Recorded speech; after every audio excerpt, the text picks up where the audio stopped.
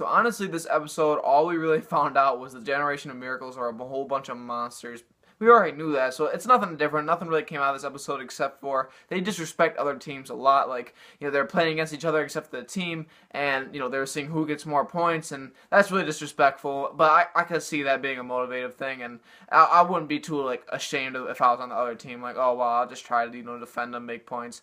But the worst one was when they all got all once against Kuroko's best friend, and they even helped them make points. Like, they let Kuroko's best friend pass him and shoot, and he didn't even make it, and Musakibar tapped it in. That was funny to me, honestly. If Musakibar's got to jump up and pretty much help you make the point, like, give up, and he ended up giving up, but that's not part of what I'm saying. And, it was like, if I'm gonna let you pass me, you better make it, and you didn't even make it, so I could see that, destroying his confidence, and he definitely did quit. He was really sad. He cried on the court, and he said, Kuroko, and Kuroko was like, I'm sorry.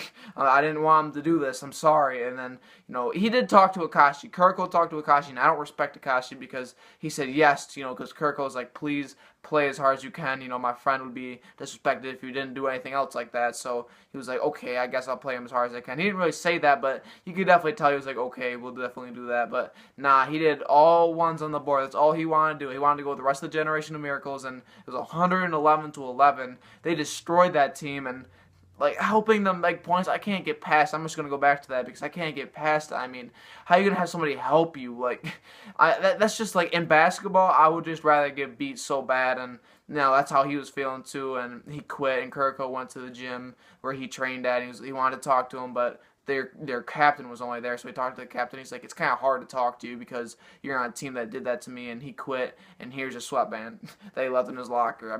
That was a memento. I get it, but I don't understand. I can't process why he would do that. Kuroko still uses it. I don't know if that was for Kuroko or it's just left in his locker, but it's whatever. And one other thing I had a problem with is Kuroko getting knocked out in one of his games before his best friend. Like, did he not want to face his best friend, or did he actually get hurt? I don't know. I want a little more clarification, but if I don't, it doesn't really matter. It's not really a big part, but my favorite part about this episode probably was, all the Generation of Miracles talking to each other, like, next year we're going to go to high school, so we're all enemies from here on out, and I can't wait to play you. Pretty much they said I can't wait to play you because nobody can go to their level, and in the beginning of the series when I was watching, I was like, why don't they all just be on one team? They'd be sick, nobody could beat them, but it wouldn't be a challenge. It'd be like middle school all over again, so I get what they did that, but it's really the end of the flashback. It's at the end of the episode. We got, Kagami yelling at Kuroko, I thought we were teammates, and, the old Kagami thing, and, Hyuga slapping him in the head for being stupid and talking too much, and, Kuroko for not believing in